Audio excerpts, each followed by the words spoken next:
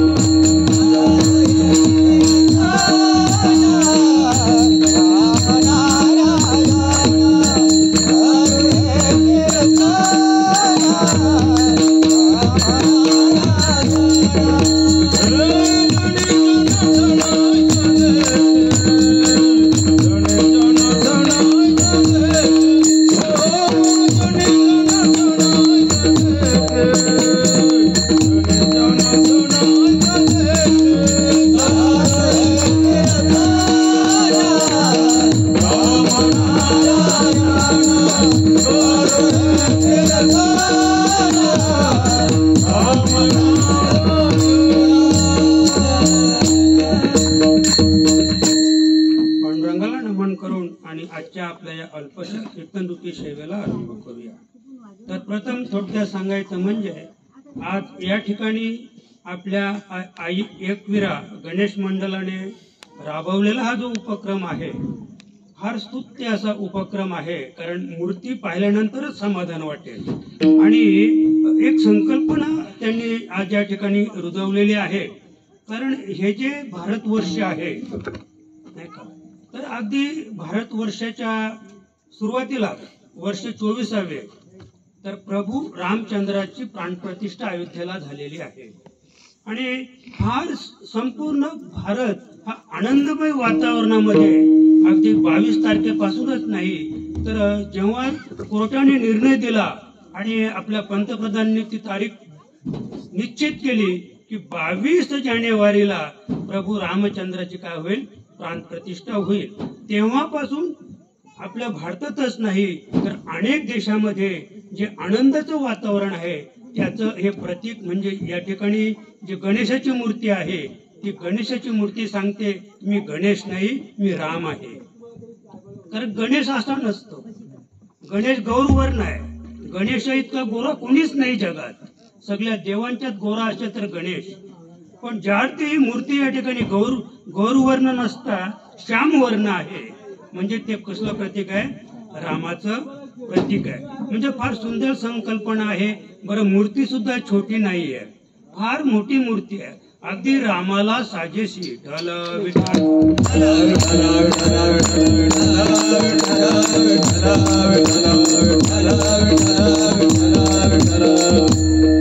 आणि आपल्या सेवेसाठी घेतलेला जो अभंग आहे तो निळोबाराया पिंपळनेरकर यांचा अभंग आहे। आता त्यांच्या बाबतीत तर मी 2 दिवस सांगितलं म्हणून आज मला कारण ऐकणारी तीच मंडळी आहे म्हणून निळोबाराया पिंपळनेरकरांच्या बाबतीत काही न सांगता निळोबाराया अभंगातून काय सांगतात ते पाहूया बरं का। निळोबाराया सांगतात की भक्ताची या गावा आला, आला म्हणजे स्वतःहून नाही आला बरं का, आणि म्हणून त्यांनी शेवटी सांगितलंय की भक्त देवा घेऊन आले, त्या अर्थी देव काही स्वतः आलेला नाही। तसं जर त्यांनी शेवटच्या चरणात नसतं मारलं तर कदाचित देव स्वतःहूनच आला असा त्याचा अर्थ आपल्याला करावा लागला असता, पण देव स्वतःहून काही आलेला नाही। पण निळोबा सांगतात की भक्ताची या गावा आला आणि देव परमानंदे झाला। अगदी आपल्याला शेवटी आध्यात्मिक त्याचे विचार मी तुमच्या पुढे 2च मिनिटात मांडेन आणि अध्यात्म आणि पारमार्थ आणि त्याचा मतीत अर्थ या सगळ्या गोष्टी अभंगात इतक्या सुंदर भरलेल्या आहेत. तर भक्ताची या गावाला देव परमानंदे झाला. म्हणजे जेव्हा देवाला भक्तांनी आपल्या गावाला आणले आणि गावाला आणल्यानंतर त्यांनी तिथली जी विचार प्रणाली पाहिली, भक्तांची स्थिती अवस्था, त्यांचं आचरण पाहिलं भक्तांचं, आणि भक्तांचं आचरण पाहिल्यानंतर देवाला परमानंद झाला. बरं का, कारण भक्त हे अनेक प्रकारचे आहेत. तमगुणी भक्त आहेत, रजगुणी भक्त आहेत आणि सत्वगुणी भक्त आहेत. पण देवाला ज्या भक्तांनी आणलं ते भक्त रजगुणी किंवा तमगुणी नव्हते, ते सत्वगुणी होते आणि म्हणून देवाला या ठिकाणी परमानंद झालेला आहे. कदाचित तमगुणी भक्तांनी आणला, रजगुणी भक्तांनी देवाला आणतात, आणण्याचा अधिकार प्रत्येकाला आहे. पण देव तिथे आनंदी असतो, कारण देव हा दुःखी कधीच नसतो. दुःख देवाला माहीतच नाही. बरं का, आणि म्हणून जर या दोन प्रकारच्या भक्तांनी देवाला आणलं तर देव तिथेही आनंदी असतो.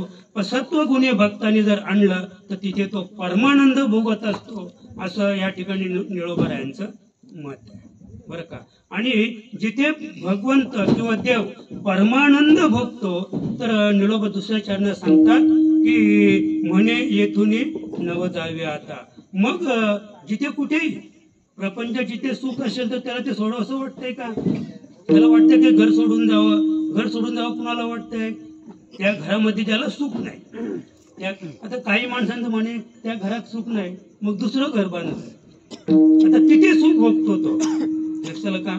तर तसं या ठिकाणी म्हणजे आता निळोबा सांगतात भक्ताची या गावा आला बघा आणि देव परमानंदे झाला, हे निळोबारायांचं मत आहे.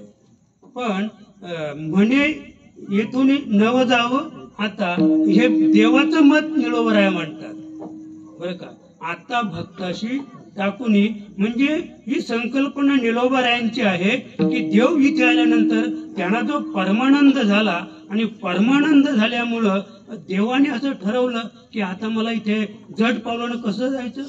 म्हणजे देव आता भक्तांना सोडून जायला तयार नाहीये. का तयार नाही तर त्याच्या तिसऱ्या चरणामध्ये पुन्हा निळोबाराया सांगतात शीन माझा हरला भाग, शीन माझा हरला भाग आणि गोड वाटे यांचा संग. म्हणजे भगवंत हा शिणलेला आहेच, भगवंत हा शिणलेला आहेच, तर भगवंताचा अवतारच त्याच्यासाठी आहे. भगवंताचा अवतार धर्मरक्षणासाठी असल्यामुळं भगवंत एवढा मोकळा एक विशिष्ट चौकटीत आहे. पुढे पाहू आपण. आणि विशिष्ट चौकटीत जेव्हा आपण येतो त्यावेळेला काही विशेष बंधन येत आहे आणि बंधनामुळे त्याला शीण होतो. म्हणून शीण माझा हरला भाग, म्हणजे माझा आता शीण गेला आणि माझा भाग गेला. कारण शीणाची परिणिती कशात होते? भागात. म्हणजे जो आम्हाला शीण का झाला तर आम्ही काहीतरी भोगलंय, त्याचा परिणाम शीणाच्या रूपात आता या देहावर झालेला आहे. फार शीण आला हो. बरं का, म्हणजे शीण जो आहे तो मनाचा धर्म आहे, भाग जो आहे तो शरीराचा धर्म आहे. बरं का, म्हणजे भाग हा शरीराचा धर्म आहे आणि शीण हा मनाचा धर्म आहे. आणि म्हणून शीण माझा हरला भाग, म्हणजे आता माझ्या मन जे विचलित झालं होतं, मन जे कलुषित झालं होतं, माझं ते मनाचा धर्मही नाहीसा झाला आणि मनाचा धर्म नाहीसा झाल्यानंतर माझ्या देहाचा शीण म्हणजे भाग सुद्धा गेला. म्हणजे ही कल्पना सुद्धा निळोबारायाने देवाच्याच बाबतीत की देवाशी इच्छा आहे की शीण माझा हरला भाग. लक्षाला का? आणि त्याच्या पुढे सांगतात की निळा म्हणे विजयी झाले, निळा म्हणे विजयी झाले आणि भक्त देवा घेऊन आले. म्हणजे जेव्हा भक्त देवाला आणायला गेले तर देव तयार नव्हताच, कारण देवाची तशी तयारी नव्हती. तर काही वेळेला तुम्ही सांगा ना, ऐन वेळेला रिक्षा दारात उभी करा आणि एका बाईला सांगा येतेस का, म्हणे एक जागा आहे बाकी, चलशील तर चल, पण ते बोलते माझी तयारीच नाही. म्हणजे जागा खाली आहे पण तयारी तर पाहिजे ना जाण्याची. तसंच देवाची पण यायची तयारी नव्हती, देवाची सुद्धा इथे यायची तयारी नव्हती. कारण देवाला आणावं लागतंय बरं का. देव तसे येत नाहीत. देवाला आणायला गेले, देव नानाच म्हणत होता, पण शेवटी भक्तच आहे ते. भक्ताने काय केलं, त्याच्यावर कडी केली देवावर. आणि निळोबा सांगतात, निळा म्हणे विजयी झाले.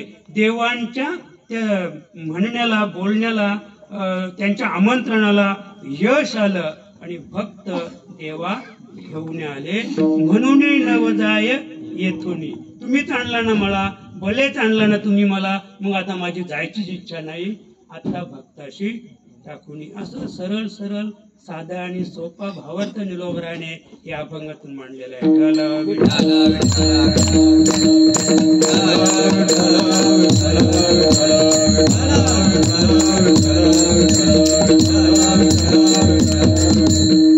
खूप सुंदर सांगतात. देव घरा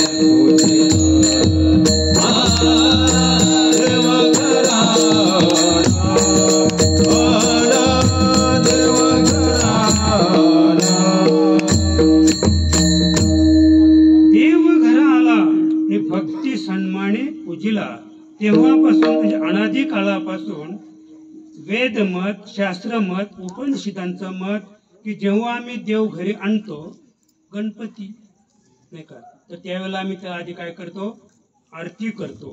आणि ज्याच्या डोक्यावर तो देव ज्याने आणलेले वाहून त्याच्या पायावर पाणी टाकून त्याची आधी पाद्यपूजा केली जाते बरं का.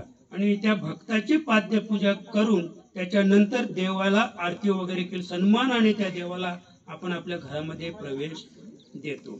आणि त्याचप्रमाणे आणखी एक वेगळी प्रथा म्हणजे जेव्हा आपला नवरा म्हणजे आपली मुलगा जेव्हा दुसरीकडे लग्न लावण्यासाठी जातो आणि तिकडनं जेव्हा त्याची भरली वरात येते त्यावेळेला सुद्धा आणि लग्नाच्या मंडपात प्रवेश करताना सुद्धा त्याला सन्मानाने काय केली जाते, आरती केली जाते.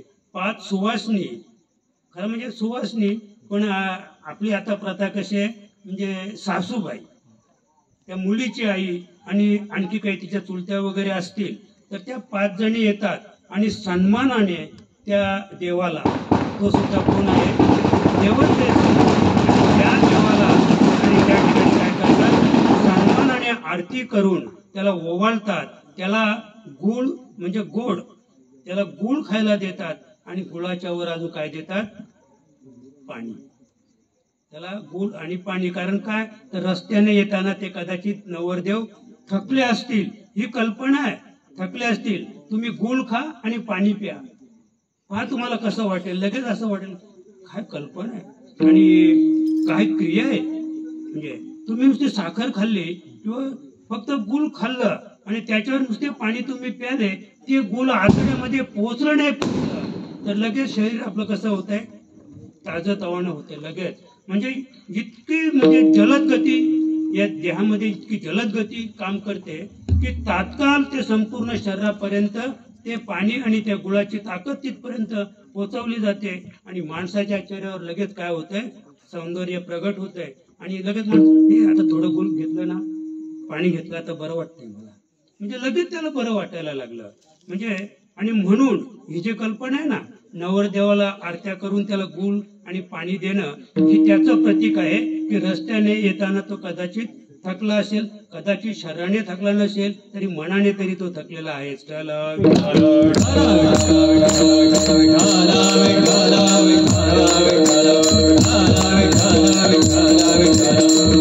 पण नाथराय त्याच्या पुढे जाऊन सांगतात, तुकोबा सांगतात की भक्ती सन्माने पूजला देव घरी आला. देव आपल्या घरी आल्यानंतर त्याचा सन्मान करून त्याची पूजा केली पाहिजे. पण नाथ महाराज सांगतात की भक्ताची या गावा आला, भक्ताची या घरा आला. नाथ महाराज सांगतात पण सुख समृद्धी पावला. नाथ महाराज त्याच्याही पुढे सांगतात की जेव्हा तो भक्ताच्या घरी येतो, देव भक्ताच्या घरी येतो, तर घरी आल्यानंतर सुख समृद्धी पावला. त्याला त्या ठिकाणी सुख आणि सुखाचीच परिणती समृद्धी. बरं का, समृद्धी म्हणजे समाधान. सुखातून आपल्याला कुठे जायचंय, झाले समाधान.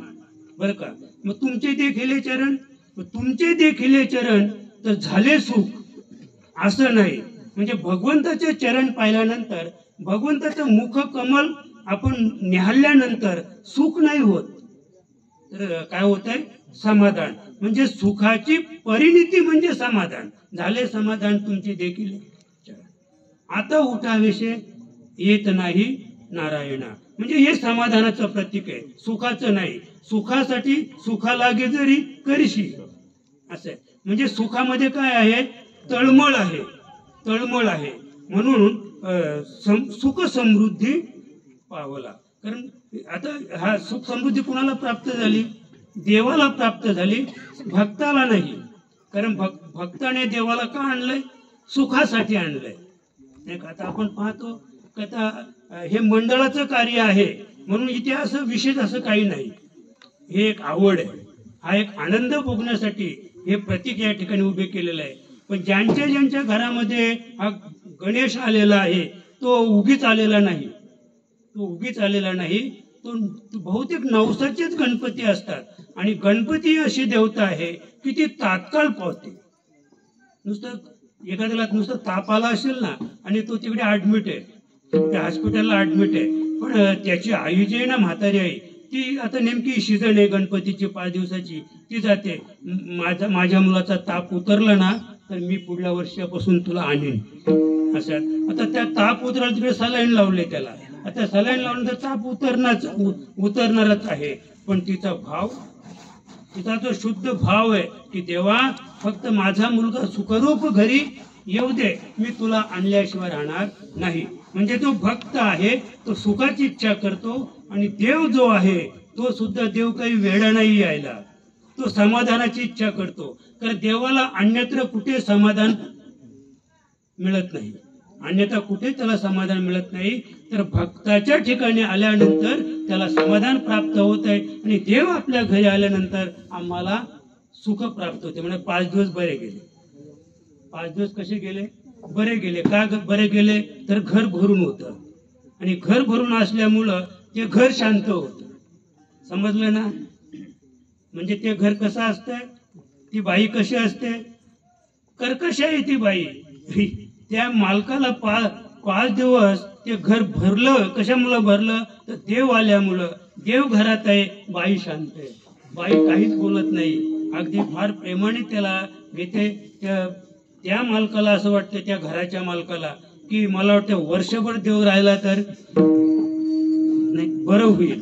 कारण देव, मला हे सांगायचंय की देव आल्यानंतर ते घर समाधानाने भरलं. आणि ते समाधानाने भरलं, वातावरण समाधानकारक झाल्यामुळं याला काय झालं, 5 दिवस का होईना पण तो कसा आहे, सुख आहे. मग ते सुख प्राप्त करण्यासाठी जर आपल्या जीवनामध्ये अथपासून इथपर्यंत जर देव आला तर आपण कसे असू, नाही का. म्हणजे अवीट सुख आपण तिथे आपल्याला प्राप्त करू शकतो, ते सुख आपण भोगू शकतो. आणि ते जे सुख आहे ते सुख आमचे माऊली सुंदर सांगते, अवीट ग माये वेटना, अवीट ग माये वेटना, अवीट ग माये वेटना, अवीट ग माये वेटना. जवळ जाए परी भेटेना, जवळ जाए परी भेटेना, अवीट ग माये वेटना.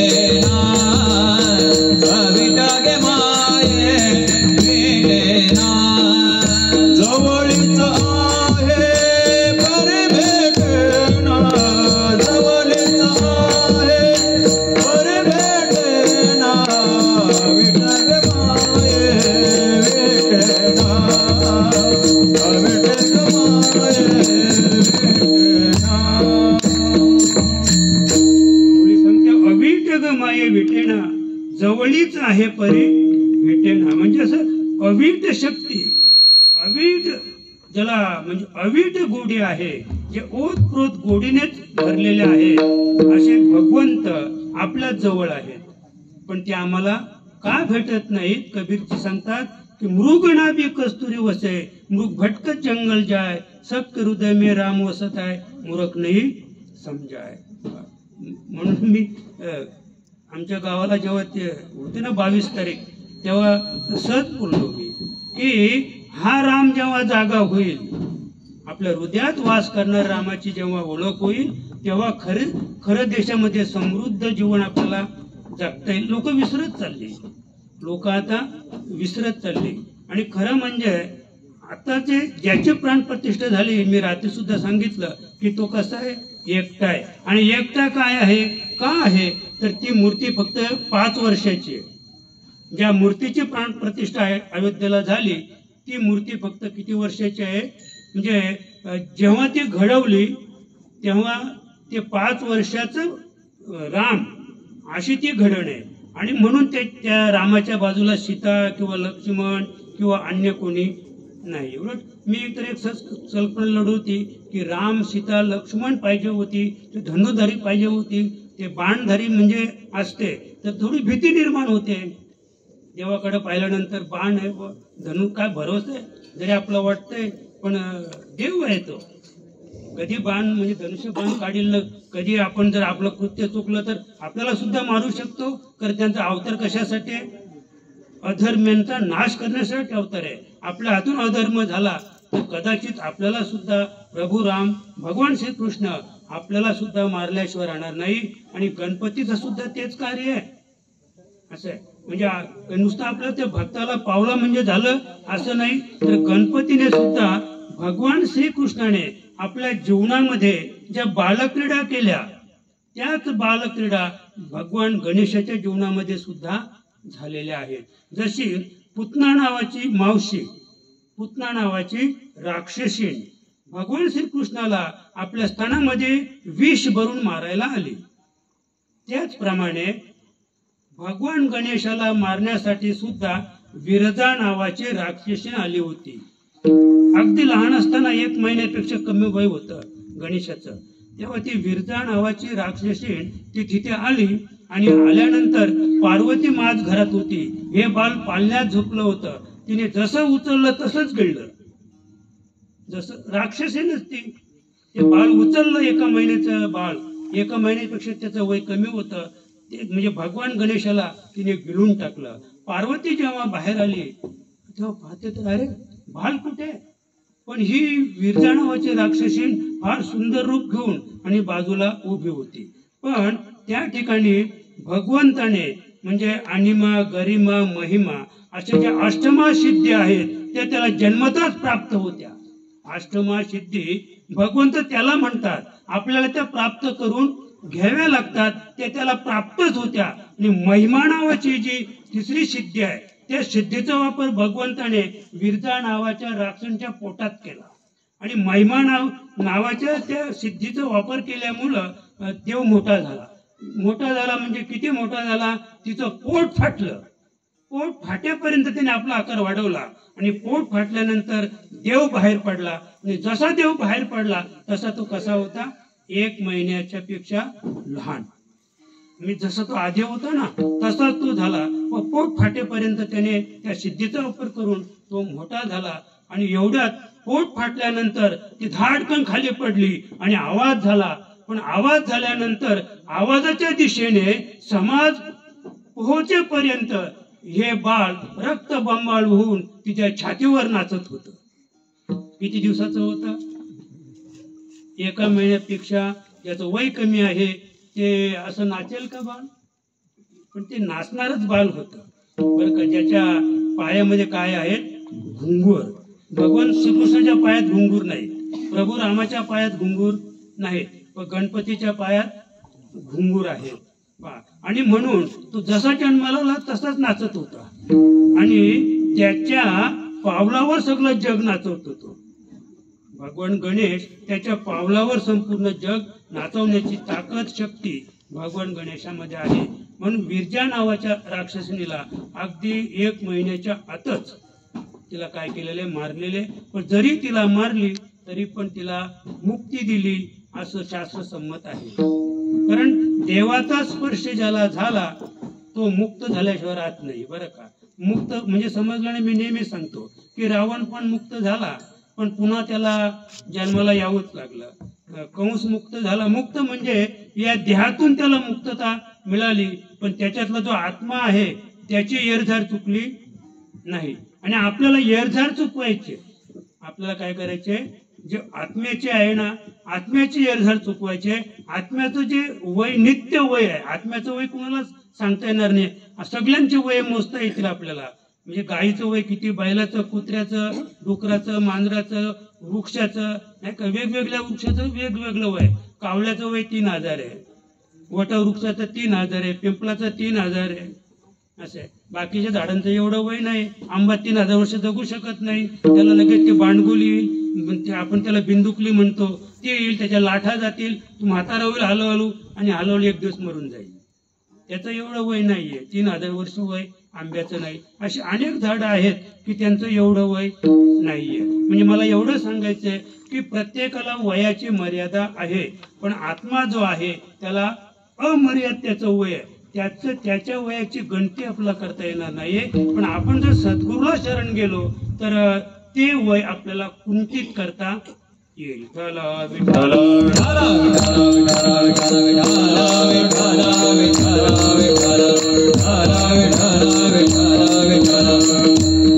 आता आपण पाहूया, कारण आपल्याला वेळ तर अपुरीचे, मला वाटतं 8:30 वाजले, 8:35 झाले.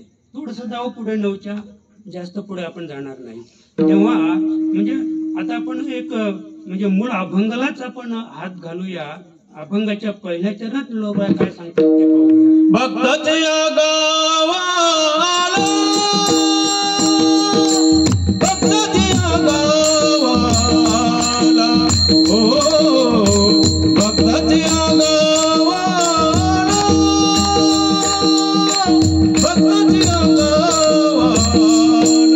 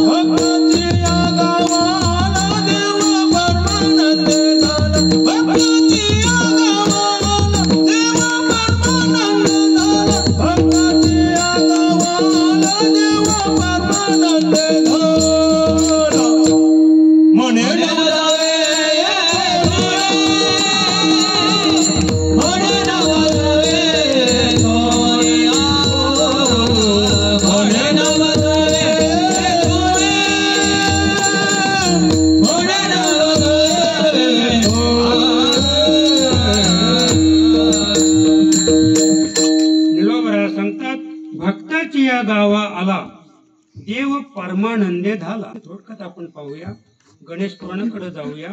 गणेश पुराणात अशी एक सुंदर आख्यायिका आलेली आहे की जेव्हा सृष्टीची निर्मिती करायची होती आणि सृष्टीच्या निर्मितीसाठी एक विशेष प्रणाली वापरली गेली. सृष्टी निर्मितीच्या वेळेला भगवंताने तमोगुणी, रजोगुणी आणि सत्वगुणी या देवता प्रथम निर्माण केल्या. आणि या देवता निर्माण केल्या म्हणजे भगवान शिव, ब्रह्मदेव आणि भगवान विष्णू असे या तिघांना प्रथमतः त्यांनी जन्माला घातले. म्हणजे भगवान विष्णू, भगवान शिव आणि ब्रह्मदेव या तिघांना जन्माला घातल्यानंतर ते जेव्हा जन्माला आले तिघे, अगदी बारीक विचार आपल्याला करायचे, सूक्ष्म विचार याच्यातून पाहायचे. तिघे जन्माला आल्यानंतर थोडेसे मोठे झाले आणि एकमेकाकडे पाहायला लागले. पण आपण जन्माला कसे आलो नाही का. जसं अष्टवक्राला ती पोरं हिनवीत होती, अरे हा बिन बापाचं आहे, बिन बापाचं आहे. रडत रडत आईकडे गेला, आई मला पोरं असे का म्हणतात की बिन बापाचं आहे. आणि आई बिन बापाचा असतो का मुलगा. जगात कोणी पाहिलंय का तुम्ही बिन बापाचा मुलगा आहे कुठे? नाही का? तर मला आता ते अष्टवक्राचं नाही सांगायचं, आपल्याला फक्त अर्धा तास आहे. तर या तिघांनी विचार केला की आपण जन्माला कसा आलो आणि कुठून आलो आणि नेमका आपला बाप कोण आहे. म्हणजे त्या बापाचा शोध आपण घेतला पाहिजे. आमचा जन्म त्याच्यासाठी, आपला खरा बाप कोण आहे. आता ज्याला आम्ही बाप म्हणतो ना तो मायावी आहे. आम्ही ज्याला खरा बाप म्हणतो तो मायावी बाप आहे. आपला जो खरा बाप आहे बरं का तो वेगळा आहे.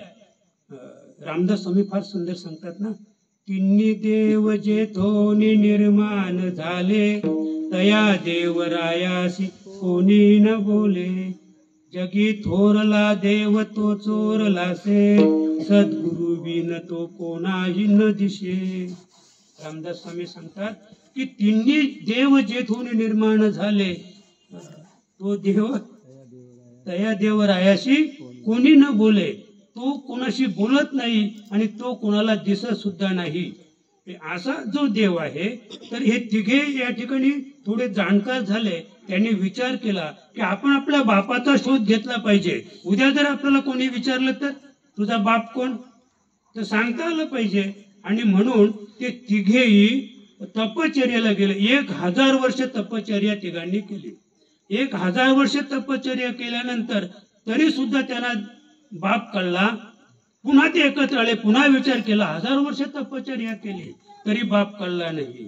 वेदांनाही नाही कळला अंत पार त्याचा, कानडा राजा पंढरीचा. म्हणजे असा जो भगवंत आहे तो वेदांना कळला नाही, शास्त्रांना कळला नाही.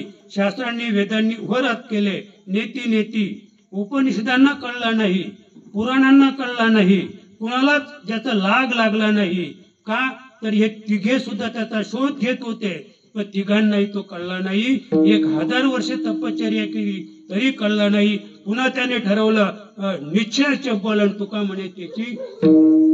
त्याचे पुढे वाळूचे कण रगडिता तेलही गळे. काय सांगतात? वाळूचे कण रगडिता तेलही गळे. वाळू आपण जर गाळायला घेतली तर तेल गळेल का? प्रयत्नांती परमेश्वर. आपण जर प्रयत्न केले तर परमेश्वर आपल्याला प्राप्त झाल्यावर राहणार नाही. आणि म्हणून या ठिकाणी पुन्हा ठरवलं की काही झालं मेलो तरी 72 पण बापाचा शोध लावायचाच. पुन्हा ते 1000 वर्ष तपश्चर्याला तिघेही पुन्हा म्हणजे ब्रह्मदेव, भगवान विष्णू आणि भगवान शिव पुन्हा तपश्चर्याला गेले. व पुन्हा तपश्चर्याला गेले तरी सुद्धा त्यांना त्याचा शोध लागला नाही लागला शोध. आमचे बाबा सुंदर सांगायचे माऊली प्रभाकर महाराज की मोठे मोठे गेले, किती मोठे मोठे गेले, शोध नाही न देव जगा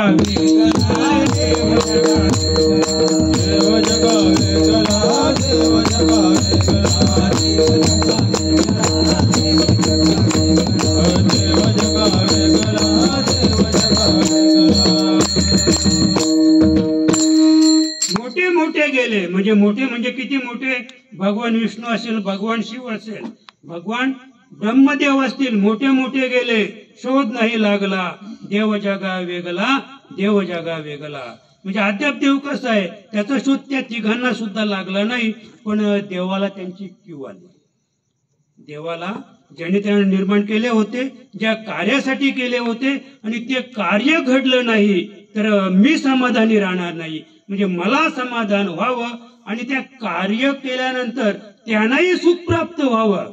म्हणजे माझ्या समाधानासाठी आणि मी ज्या कार्यासाठी त्यांना निर्माण केलेले त्यांच्या सुखासाठी काय झालं, एकदम म्हणजे प्रकाश पडला. एकदम म्हणजे आवाज झाला, स्फोट झाला. आणि स्फोट झाल्यानंतर एकदम प्रकाश पडला. आणि प्रकाश पडल्यानंतर तिघांनी डोळे उघडले. तिघांनी डोळे उघडले, पाहतात तर त्यांनी पुन्हा शोध घ्यायचा सुरुवात केला. इथं स्फोट तर झाला, प्रकाश म्हणजे इथं अग्नी निर्माण झालेलं आहे. पण अग्नी निर्माण कुठून झाला, कसा निर्माण झाला आणि त्याचा अंत कसा आहे? चिकित्सा पाहिजे. उगीच उगीच गुरु करायचं आणि कुठेतरी भटकत फिरायचं असं नाही चालेल. माणसाची जी वृत्ती आहे ती चिकित्सक असली पाहिजे. आपण ज्या कार्यासाठी आलोय ते कार्य आपल्यातून घडलंच पाहिजे. आपण त्या कार्याच्या टोकापर्यंत पोहोचलोच पाहिजे. आणि म्हणून स्फोट झाला, त्याने प्रकाश पाहिला, पण नुसता प्रकाशच होता, पण स्फोट का झाला म्हणून ते पुन्हा तिने एकत्र आले. त्यांनी विचार केला की स्फोट होण्याचं कारण काय, आग आली कुठून, म्हणजे आग लागली कुठे आणि कशी लागली याचा ते शोध घेत असताना जेव्हा ते तिथे म्हणजे नजर टाकायला लागले तर तिकडनं हे भगवान गणेश तिकडनं आले. मला हे सांगायचं, भगवान गणेश तिकडनं आले आणि आल्यानंतर ते हे तिघे विचारतात आपण कोण, आपण कोण. मग त्या भगवान गणेशाने सांगितलं की तुम्ही आधी 1000 वर्ष तपश्चर्या ज्याच्यासाठी केली आणि पुन्हा तुम्ही 1000 वर्ष तपश्चर्या ज्याच्यासाठी केली तोच मी भगवान गणेश तुमचा बाप. मी कोण आहे, तिन्ही जेथून उत्पन्न तो हा गजानन मायबाप. तो मी गजानन आहे, तुमचा बाप आहे मी. आणि मी तुम्हाला जन्माला घातलेला आहे ते कशासाठी, म्हणजे तिथे त्यांना मग काय केलं, तिघांना काम लावून दिलं. ब्रह्मदेवाला सांगितलं सृष्टी निर्मितीचं काम तुम्ही करायचं आणि विष्णूला सांगितलं जी ब्रह्मदेव सृष्टी निर्माण करील तिचा सांभाळ कसा करायचा ते तुम्ही करायचं. आणि नंतर या सृष्टीचा संहार कसा करायचा ते काम कुणाला दिलं, तमोगुणी भगवान शिवाला दिलं. तिघांनाही ते काम वाटून दिलं. पण काम वाटून दिल्यानंतर ते जेव्हा काम करायला त्यांनी सुरुवात केली त्यावेळेला सगळं सुरळीत चाललं होतं. पण हळूहळू ब्रह्मदेव गणेशाला विसरायला लागला. एकदा प्रॅक्टिस झाली की माणूस विसरतो. आता आपण नामस्मरण करतो ना, तर सुरुवातीला आपण कसं नामस्मरण करतो, पण एकदा ते प्रॅक्टिस झालं. प्रॅक्टिस म्हणजे काय, तर आपोआप ते चालायला लागलं की आपल्याला काय करायचं, फक्त लक्षच लावायचं. राम हमारा काम करे हम बैठे आराम. कबीरजी सांगतात की मी एवढं केलं, एवढं रामासाठी केलं की आता रामच माझं काम करायला लागला. मग राम काम करतो असं त्याचा अर्थ नाहीये, तर ती आपली जी इंद्रिय आहेत ना ती ऑटोमॅटिक झाली. आता ही घड्याला मिळतात नाही का ऑटोमॅटिक घड्याल, पण तिथे जरी ते ऑटोमॅटिक आहे ना पण त्याला शील टाकायला लागतो. शील संपला की घड्याल बंद. तसं हे जे घड्याल आहे ना हे देवाचं नामस्मरण करणारं आहे ना याला खरं ऑटोमॅटिक म्हणतात महाराज. हे या हृदयाला काहीच नाही.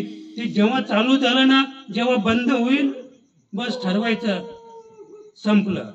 तसं घड्याल तसं नाहीये. ते आज बंद पडलं, उद्या बंद पडलं, परवा शेल आणून टाकला की लगेच चालू. शेल टाकल्याबरोबर लगेच तो सेकंद काटा फिरायला सुरुवात करतो. लक्षाला का, तर असं ब्रह्मदेव सृष्टी निर्माण करता करता त्याची ती क्रिया अंगवळणी पडली. क्रिया अंगवळणी पडली आणि त्याने भगवान गणेशाचं स्मरण किंवा आठवण न करता सृष्टी निर्माण करायला सुरुवात केली. मग भगवान गणेशाने पाहिलं की आता हा मला विसरला. म्हणजे ही पूर्वीपासूनच चालत आलेली ही प्रथा आहे बरं का. माणसाचा काही दोष, देवादिकांपासूनच हे चालत आलेले आहे. काही गोष्टी तुम्हाला सांगितल्या ना, तर आता पहा, ब्रह्मदेव हा कुणाचा मुलगा आहे, हा भगवान गणेशाचा मुलगा आहे ब्रह्मदेव. पण ब्रह्मदेवाचं पुढे लग्न झालं, ब्रह्मदेवाला 2 मुली झाल्या, रिद्धी सिद्धी. पण भगवान गणेशाच्या कर्तृत्वावर ब्रह्मदेव प्रसन्न झाला आणि या 2 मुली त्याला पत्न्या म्हणून देऊन टाकल्या. आता या मुलींचं गणेश कोण, नातं मला वाटतं आजोबा असेल नाही का, आजोबा असेल, आजोबाला देऊन टाकल्या नाती. म्हणजे आता त्याच्या पुढची गोष्ट नाही सांगत. ते गोत कसं आहे, फार वाईट गोत आहे देवांचं. आम्ही बरे आहोत ढल विठाल.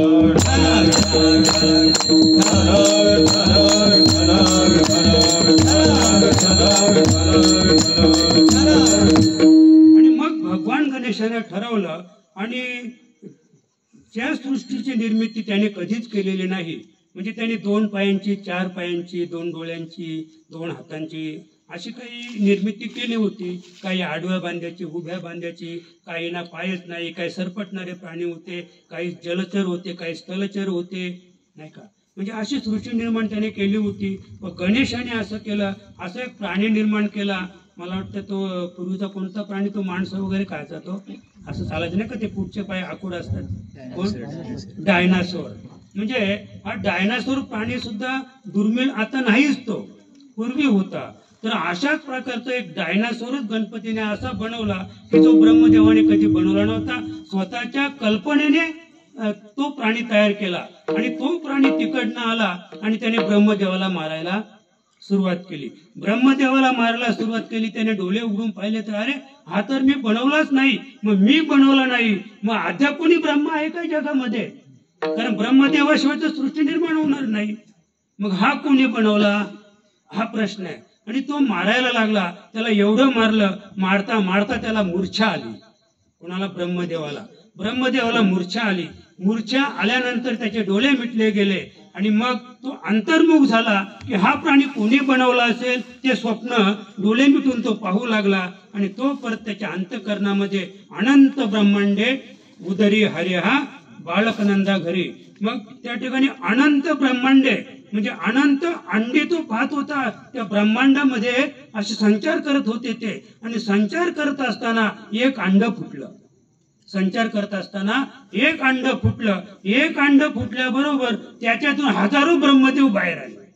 एकाच अंड्यातून हजारो ब्रह्मदेव बाहेर आले. आणि जसे ते बाहेर आले तसे गणपतीच बनवायला लागले. मी थोडक्यात सांगतो गंमत म्हणून. मी प्रत्येक ब्रह्मदेव काय करत होता? सृष्टीची निर्मिती करत होता. आणि हे कोणी पाहिलं? ज्याला धक्का मारून खाली पाडलं होतं ना, ज्याला मूर्छा आली होती, त्याने पाहिलं अरे असे अनंत ब्रह्मांडे, अनेक अंडे आहेत आणि अनेक माझ्यासारखे ब्रह्मदेव आहेत आणि प्रत्येक ब्रह्मदेव सृष्टी करून राहिलाय. म्हणून एक गोष्ट लक्षात ठेवा, मी नेहमी सांगत असतो, अशी काही माणसं आहेत की म्हणे कोंबडी आधी की अंड आधी. त्यांना आवर्जून सांगा अंड आधी कोंबडी नंतर. कारण ब्रह्मांडामध्ये आधी काय निर्माण झालं? ब्रह्मांडामध्ये आधी अंड्याची निर्मिती झाली आणि त्या अंड्यांपासून अंड फुटल्यानंतर अनेक ब्रह्मदेव बाहेर आले आणि त्या ब्रह्मदेवाने सृष्टीची निर्मिती केली. हे जेव्हा ब्रह्मदेवाला कळलं की माझ्यासारखे अनेक ब्रह्मदेव आहेत म्हणून त्याचा अहंकार नष्ट झाला. तो जेव्हा त्याने डोळे उघडले तो शुद्धीवर आला. त्यावेळेला हा भगवान गणेश त्याच्या पुढे उभा होता. त्याचं दर्शन घेतलं. सांगितलं देवा आता माझ्या आयुष्यात मी कधीच पुन्हा अशी चुकी करणार नाही.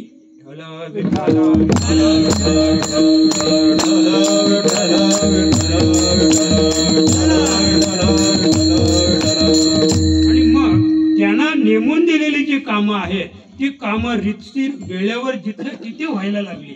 सूर्य बरोबर 6:30 उगवायचा आणि बरोबर 6:30 तर 6:30 आज सुद्धा. म्हणजे ज्यांना ज्यांना भगवंताने कामं लावून दिलेले आहेत या निसर्गामध्ये सृष्टीमध्ये, तर प्रत्येक जीव आपल्याप्रमाणे अगदी वेळेवर उठतो आणि वेळेवर झोपतो. थोडक्यात सांगायचं म्हणजे सगळी कामं जिथल्या तिथे चालल्यानंतर मग भगवंताला काय झालेलं आहे? आनंद झालेला आहे. आता हे जे तिघे कार्यरत आहेत ना, त्याला वाटून दिलेली कामं ते वेळच्या वेळी करून राहिलेले आहेत. ब्रह्मदेव सृष्टीची निर्मिती करतो, भगवान विष्णू सृष्टीचं पालन करतो आणि भगवान गणेश भगवान शिव वेळेवर सृष्टीचा संहार करतो. आणि हे तिघे त्याचे भक्त आहेत. हे तिघे त्याचे कोण आहेत? भक्त आहेत. आणि म्हणून निलोबा सांगतात की भक्ताच्या गावाला प्रथमतः आमच्या गावाला नाही देवाला. प्रथमतः हे तिघे जे भक्त त्याने स्वतःच निर्माण केले होते त्यांच्या गावाला गेला. त्यांचं ते कार्य पाहिल्यानंतर देव प्रसन्न झाला बरं का. भक्ताची या गावाला आणि देव परमानंदे. त्यांचं ती क्रिया त्यांचं कार्य पाहून देवाला परमानंद झाला. महाराज आपल्याकडे देव जेव्हा येतो ना तेव्हा तो नाराज असतो. तर देवासाठी जे करायचंय ते आम्ही करत नाही. मग देव आता परमानंदाने तृप्त आहे. तो कुणाच्या कार्यावर आहे? ब्रह्मा विष्णू आणि महेश हे त्यांचे सर्वात मोठे 3 भक्त आहेत. सर्वात मोठे त्यांचे 3 भक्त आहेत आणि 3ही भक्त त्यांचे आज्ञाधारक आहेत. वेळच्या वेळी काम करतात आणि वेळच्या वेळी काम केल्यामुळं देव त्यांच्याकडे आलेला आहे आणि त्यांना काय झालेलं आहे? परमानंद झालेले आहे. ठला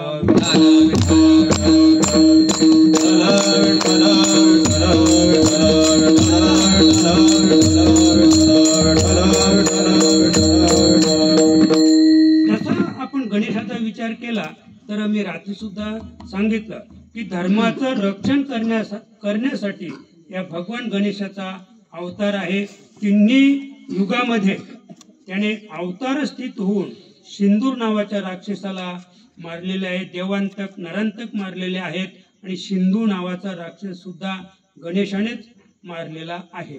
आणि पुढे धूम्रवर्ण या नावाने जसं आता पुढे कलंकी अवतार होणार आहे. पुढे भगवान श्रीकृष्णाचा कुठला अवतार आहे? कलंकी अवतार आहे. आणि भगवान गणेशाचा धूम्रवर्ण नावाने पुन्हा भगवान गणेश अवतार घेणार आहे. जसं कार्य कलंकी करणार आहे तसंच कार्य धूम्रवर्ण नावाने भगवान गणेश सुद्धा करणार आहे. आणि असा भगवान गणेश धर्माचं रक्षण आणि धर्माची ग्लानी थांबवण्यासाठी पण प्रगट नाहीये बरं का. भगवान गणेश जो आहे ती एक संकल्पना आहे. आता आपण पाहतो ना का श्री गणेशची ती मालिका आली होती पहा ते, कारण मला तर माहित नाही तिचं नाव काय गणेश होतं का श्री गणेश होतं काय होतं काय माहित, पण त्याच्यामध्ये गणपतीचं फार मोठं कार्य अगदी लहानपणापासून दाखवलेलं आहे. तर तसं हा श्री गणेश आहे तर तो कार्य करणार आहे. पण ते कार्य कसं आहे? असं कार्य आहे जसं भगवंताने तिकडे 10 अवतार घेतले पुन्हा 14 अवतार घेतले. त्या 10 आणि 14 मध्ये गणेश आहे का? गणेश नाहीये. तर गणेश ही देवता जी खरोखर जी देवता आहे ती निर्गुण निराकार आहे बरं का. आणि म्हणून गणाधीश जो ईश सर्व गुणांचा मुळारंभ आरंभ तो निर्गुणाचा नमो शारदा मूळ चत्वारवाचा गमू पंथ अनंत या राघवाचा. हा जो राघव आहे हा जो गणेश आहे तर तो गणेश कसा आहे? निर्गुण आणि निराकार आहे. निर्गुण निराकार राहून या विश्वामध्ये तो कार्य करून घेतो. तो निमित्त मात्र आहे. पण भगवान श्रीकृष्णाला मात्र स्वतः येऊन कार्य करावं लागलं. स्वतः येऊन कार्य करावं लागलं. प्रभू रामाला अवतार स्थित होऊन कार्य करावं लागलं. गणेशाचं तसं नाहीये. भगवान गणेशाचं तसं नाहीये. आता पण तो कार्यरत आहे पण तो स्वतः करत नाही आणि स्वतःकडे श्रेय पण घेत नाही. कारण थोडक्यात सांगायचं की भगवान शंकराच्या लग्नामध्ये ज्याची पूजा केली गेली तो भगवान गणेश बरं का. पार्वतीच्या पोटी जो जन्माला आला त्याचा विषय नाहीये.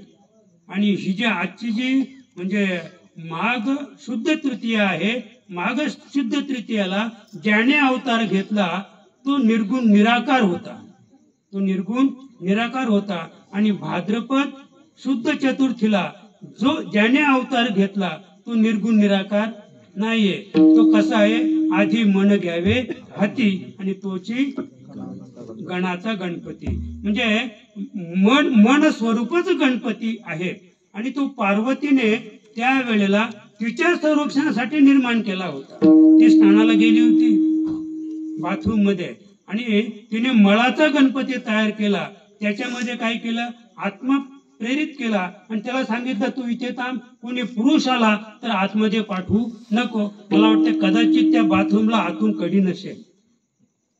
बाथरूमला जर आतून कडी असती तर एवढे म्हणजे साहस करायची गरज नव्हती. आतून कडी लावली. जरी कोणी आला पुरुष येवो नाही तर स्त्री येवो ती आधी थाप मारणार, उघडण्याचा प्रयत्न करणार आणि शेवटी आतून आवाज येणार कोण आहे नाही का. आतून आवाज येणार कोण आहे. पण मला वाटतं दरवाजा नसेल आणि म्हणून तिने दरवाजावर हा भगवान गणेशाला उभा केला. पण नेमकं तिच्या कर्म धर्म संयोगाने तिच्या प्रारब्ध योगाने भगवान शिवच तिथे आले. आणि भगवान शिव त्याला म्हणतात जो कुणाचंच ऐकत नाही. त्या वॉचमॅनने सांगितलं, त्या गणेशाने सांगितलं की आतमध्ये तुम्हाला प्रवेश नाहीये. पार्वती माता स्नानाला गेलेली आहे, तुम्ही आत जाऊ नका. लक्षात का? स्त्री आपल्या स्नानाला गेली असेल तर तिच्या पतिराजाला सुद्धा त्या स्नानगृहात जाण्याचा अधिकार नाहीये आणि ती येऊनच देणार नाही. जरी आपली पत्नी आहे ना तरी त्या स्नानगृहात तुम्हाला तर ती एक नजर पण टाकून देणार नाही. बाजूला व्हा असं आहे. म्हणजे ही रीत आहे. पण हा ऐकलाच नाही हो, ऐकलाच नाही. त्याला इतका राग आला, क्रोध आला. मी नेहमी सांगतो की पोलीस खातं असं आहे ना, पोलीस खातं की जो वरिष्ठ अधिकारी आहे ना त्याने जर खालच्या अधिकाऱ्याला किंवा पोलीस कॉन्स्टेबलला कोणतंही काम सांगितलं, समजा त्याची ड्युटी संपले, तो भेवंडीला कार्यरत आहे, वाशिम पर्यंत तो पोहोचलाय, साहेबाचा फोन आला लगेच ड्युटीवर या, तर तो हे म्हणणार नाही की साहेब मी वाशिम पर्यंत पोहोचलोय, अद्याप सरनाम्याला सुद्धा पोहोचलो नाही, लगेच कसा पाठीमागे येऊ? हा आलो साहेब. म्हणजे पोलीस खातं असं आहे की त्या खात्यामध्ये वरिष्ठाचा अवमान करायचा नाही, ना म्हणायचं नाही, किती त्रास होऊ द्या. म्हणून काही पोलीस कॉन्स्टेबल आता आत्महत्या करायला लागले. आत्महत्येचं हे कारण आहे की वरिष्ठ अधिकाऱ्याला ना म्हणायचं नाही. तसं आहे, हा भगवान शिव तसाच होता. त्याला जो कोणी ना म्हणेल की लगेच तो तांडव करायचा, तांडव. लक्षात का? आपण आनंदाने नाचतो ना. आपण जेव्हा नाचतो, समजा आपल्या घरात जर मयत झालं तर आपण नाचू का? आपण नाचणार नाही. पण त्याला जेव्हा क्रोध यायचा, म्हणजे क्रोध कशाने येतो? दुःखाने. तर दुःखाची छटा असल्यावर क्रोध येणार नाही. त्याला तो जेव्हा क्रोधाने भरायचा तेव्हा तो त्रिशूल घ्यायचा असा हातामध्ये, एक हातात डमरू, आणि मग नाचायला सुरुवात करायचा. मग नाचायला सुरुवात केली की आपण समजायचं की हे काय आहे? हे तांडव नृत्य आहे. आणि मग तो नाचायचा नाचायचा, नाचून दमला की मग प्रक्रिया करायचा. त्रिशूल तसा मारायचा नाही. उगीच समोर शत्रू आहे मग त्रिशूल उचलला आणि शत्रूला मारला, असं काम त्याचं नव्हतं. तो शत्रू तिकडेच आहे, तो हा इकडेच नाचायचा. एवढा नाचायचा, एवढा नाचायचा, नाचून नाचून थकला की मग त्रिशूल मारायचा. म्हणजे त्याची हत्या तेव्हा व्हायची. आणि तांडव नृत्य केलं आणि गणपतीचं शिरच उडवलं. गणपती तो पाहतच होता, त्याला हे माहित नव्हतं की आनंदाने नाचतो. हे तांडव नृत्य देवाचं कसं आहे, तो बोलतच राहिला. त्याला वाटलं आता हे काही आतमध्ये प्रवेश करणार नाहीत. मी सांगितलं आत प्रवेश नाही तुम्हाला, तर हा इकडेच नाचायला लागला. पण नाचणं संपल्यानंतर त्याने तसं शिरत उडवलं आणि एवढ्यात आमची पार्वती माता बाहेर आली. पाहिलं, अरे शिर उडवलं. कोणी उडवलं तिला माहीतच होतं. मग ती रडायला लागली, तिला दुःख झालं. मग त्याने सांगितलं आता काय करू?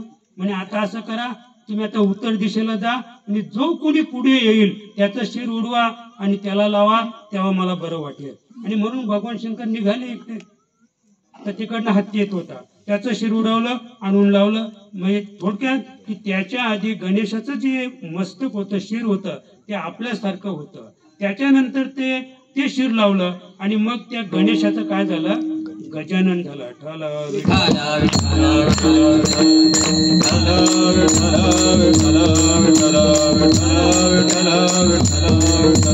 आणि म्हणून निलोबरा सांगतात, भक्ताची या गावाला देव परमानंदे झाला. म्हणजे आता जे आपण भक्त आहोत, आपल्या गावाला देव आलेले आहेत आणि आपल्या गावाला देव आल्यानंतर आपल्या क्रियेवर, आपल्या कार्यावर, आपल्या कर्मावर ते प्रसन्न आहेत. आणि प्रसन्न झाल्यामुळं ते आता काय परमानंद भोगून राहिलेले.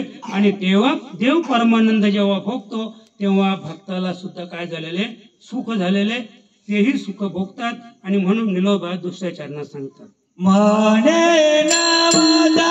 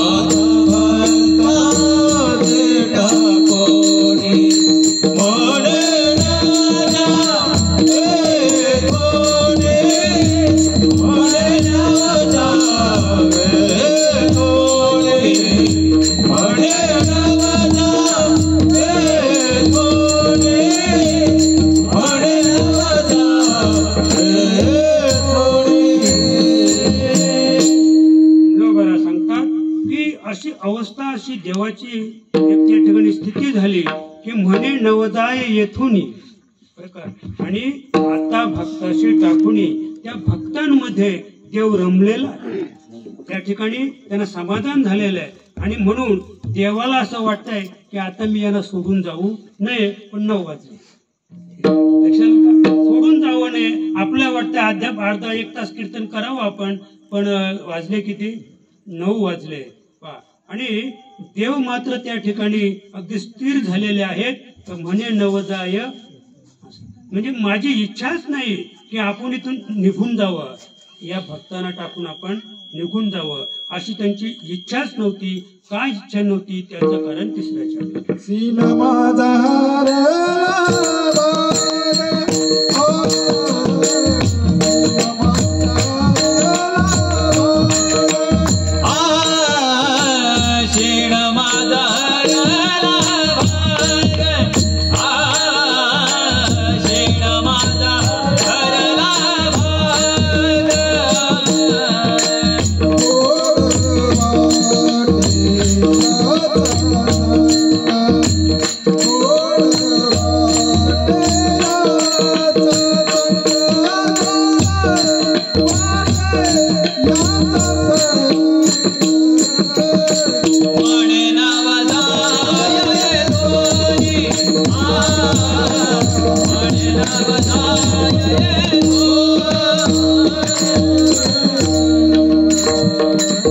शीण माझा हरला भाग आणि गोड लागे यांचा संग.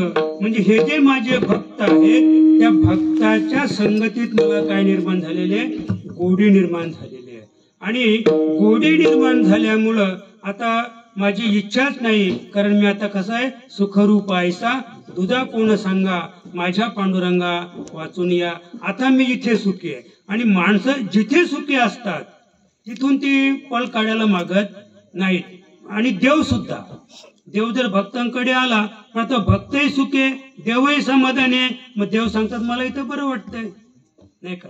आता यांचा संग मला गोड वाटतो, मला चांगलं वाटतंय, माझं शरीर सदृढ आहे, माझं शीन गेला, भाग गेला, आणि म्हणून म्हणे नव जाय येथून माझी जायचीच इच्छा नाही. कारण आता हे भक्तांना मी सोडून गेलो तर माझी अवस्था वेगळी होईल, माझं समाधान भंगेल, आणि भक्ताच्या ठिकाणी जे सुख आहे ते सुख सुद्धा राहणार नाही. कारण जोपर्यंत ज्या घरात देव आहे, जोपर्यंत ज्या घरात देव आहे तोपर्यंत त्या घरात समाधान आहे. एकदा देव निघून गेला की मग त्या घरात काय आहे? असमाधान आहे. अगदी दुःखद प्रसंग त्या घरामध्ये उडवल्याशिवाय राहणार नाही. त्या भक्ताचं सुख हे हरण झाल्याशिवाय राहणार नाही. म्हणून एकदा देवाचं भजन करूया. विजयी झाले आणि भक्त देवा घेऊन आले. आता वेळ फार आपल्याला कमी आहे, तरी पण अगदी धावतं सांगतो की कश्यप आदितीच्या पोटी भगवान गणेशाने महोत्कट रूपाने अवतार घेतला. कारण आदितीने 1000 वर्ष तपश्चर्या केली होती आणि ती नेहमी सांगत होती की अनेक मी सुपुत्रांना जन्म दिला, पण जगत बापाचं कार्य करील असा मुलगा मला पाहिजे. म्हणून 1000 वर्ष तिने तपश्चर्या केली. तपश्चर्या करून जेव्हा परत आली तर तिला जो मंत्र दिला होता तो कोणी?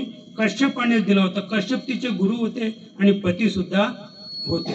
आणि म्हणून तिने विनंती केली, देवा म्हणे माझी जी इच्छा आहे की जगाचा बाप माझ्या पोटी जन्माला यावा अशी माझी इच्छा आहे, पण अद्याप काही ते म्हणजे माझी इच्छा काही पूर्ण होत नाही. आणि कश्यपाने वरदान दिलं तुझी इच्छा पूर्ण होईल. आणि मग भगवान गणेश महोत्कट रूपाने कश्यप आदितीच्या पोटी जन्माला आले. अगदी थोडक्यात सांगेन, रात्री पण सांगितलं, विदर्भाचा राजा काशी राजा मी तो काशीचा नाही बरं का, विदर्भाचाच राजा, त्याचं नाव काशी राजा. तो काशी राजा आणि त्याच्या मुलाचं अनेक मुलांची लग्न झाली होती. सांगता येणार नाही राजांना किती, नाही का? भगवान श्रीकृष्ण राजा होता, त्याला किती बायका होत्या? 16,108. लंकेचा राजा रावण किती होत्या? 80,000 बायका होत्या. मग अयोध्येचा राजा दशरथ, त्याला किती होत्या? 700 होत्या. आता या काशी राजाला किती असतील मला काही, पण त्याचं तसं काही गणित नाही, नाही का? पण पूर्वीचे राजे त्यांच्या अनेक पत्न्या असायच्या.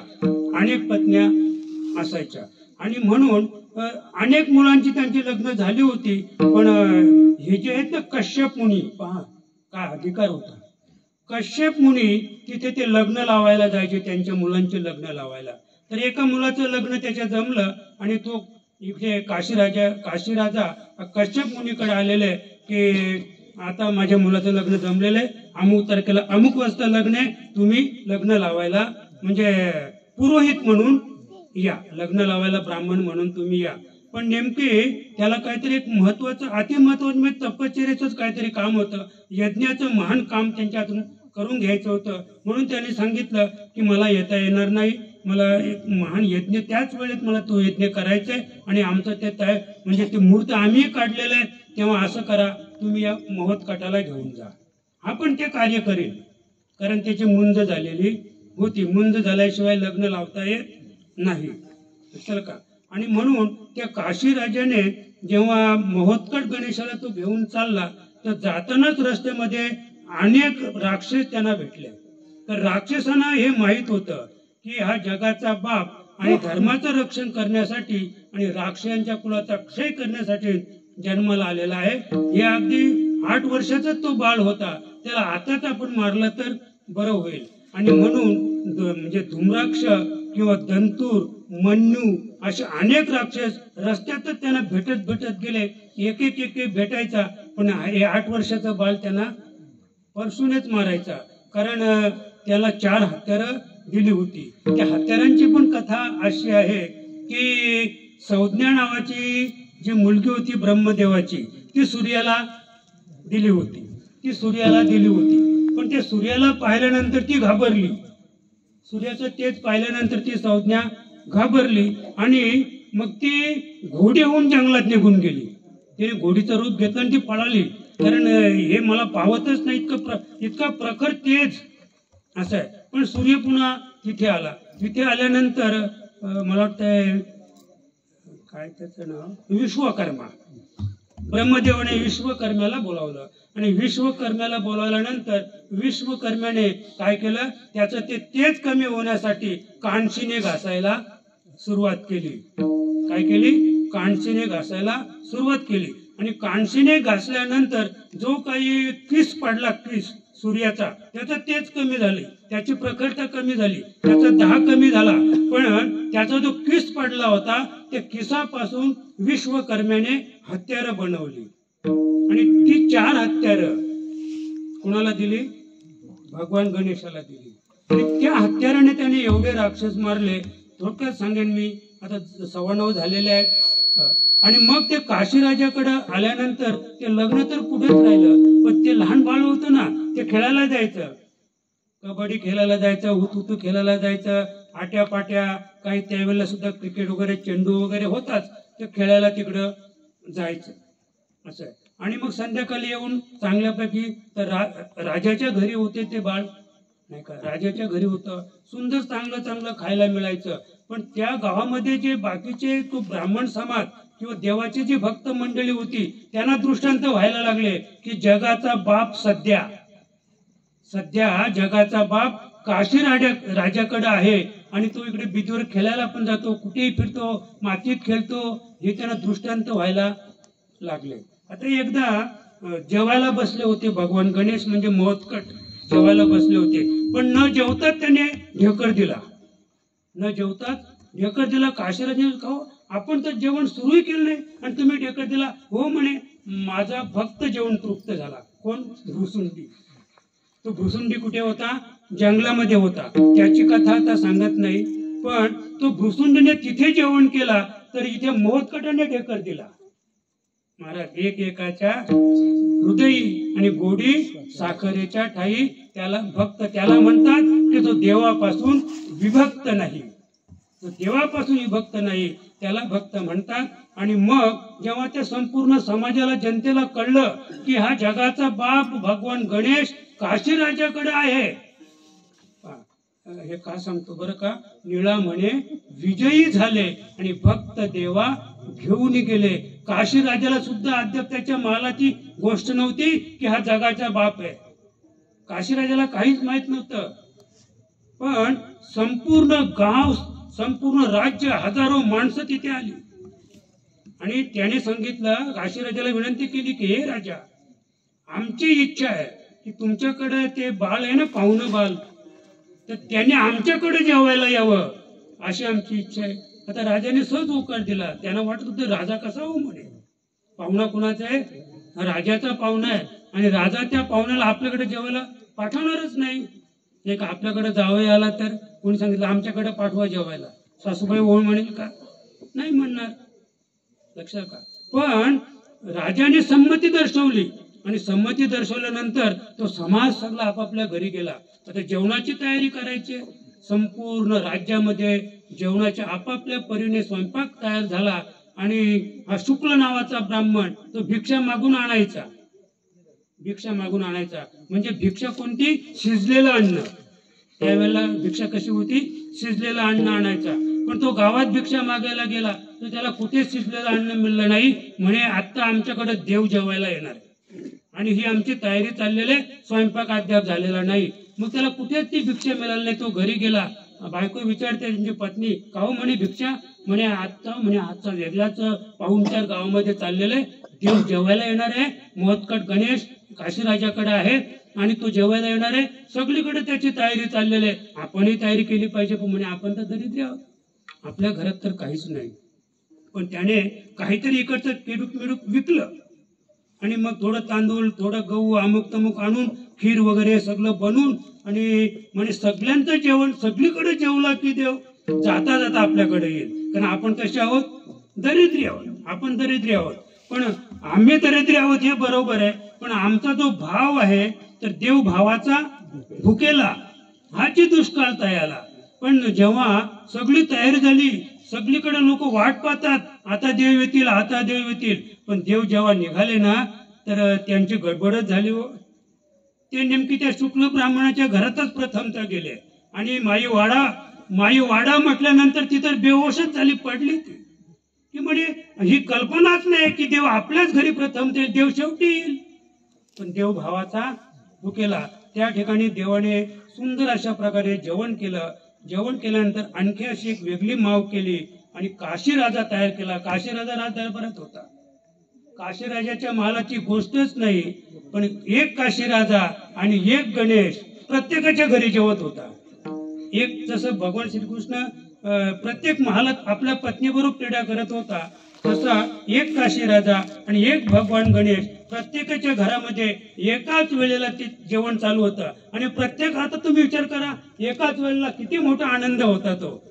प्रत्येकाला वाटायचं हो देव माझ्याचकडे आला, देव माझ्याचकडे आला. प्रथमतः हा आनंद त्या ठिकाणी त्या विदर्भामध्ये निर्माण झाला, त्या काशीराजाच्या राज्यामध्ये.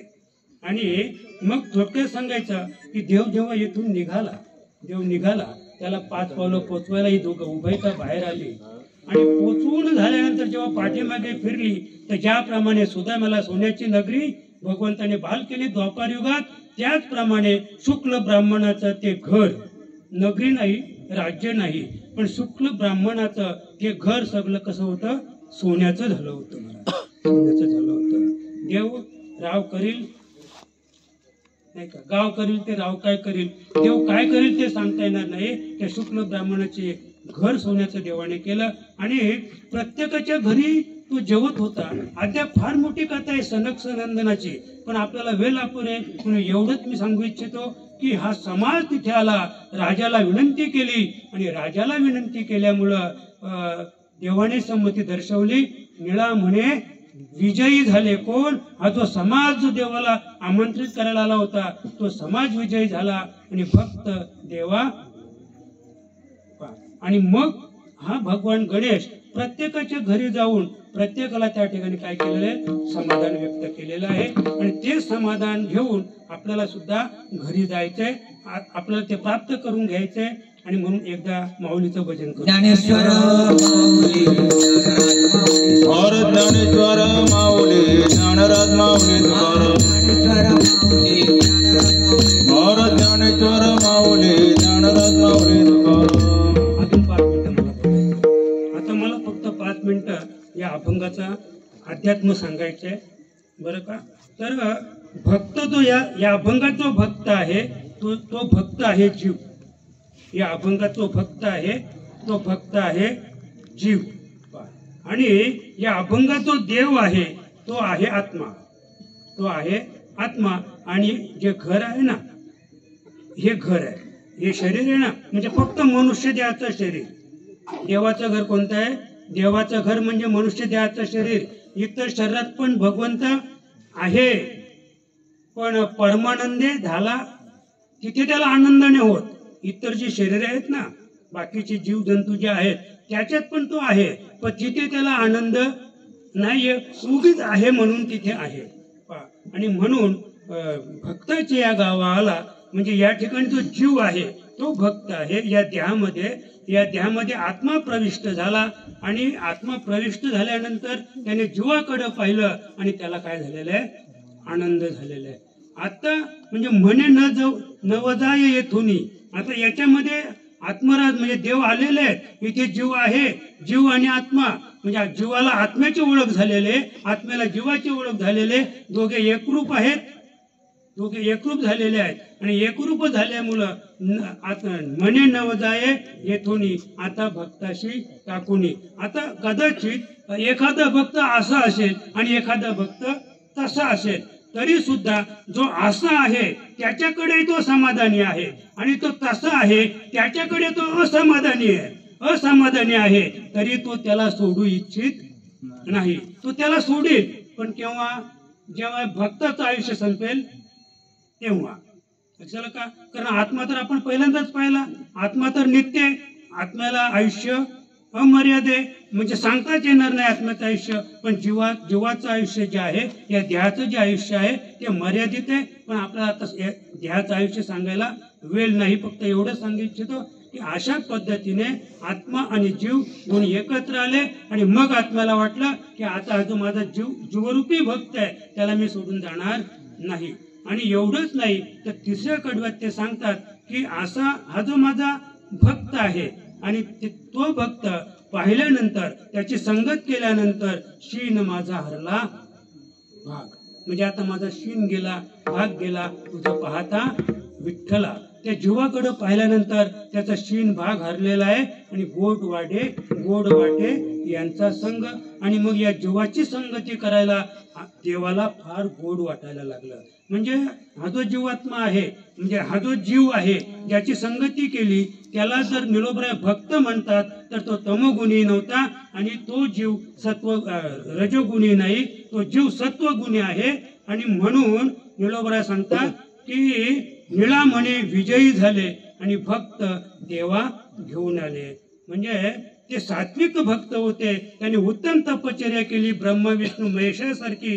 आणि तिथे म्हणून त्या प्रकाशातून भगवंताला प्रगट व्हावं लागलं. भक्त देवा घेऊन आले. देवांनी म्हणजे भक्तांनी जी क्रिया केली त्या कर्मामुळं देव त्या ठिकाणी प्रविष्ट झाले आणि आता ते येथून जायला तयार नाहीत. असा जो भगवंत आहे त्या भगवंताचं एकदा आपण भजन करूया. जय विठ्ठल, जय विठ्ठल, जय विठ्ठल.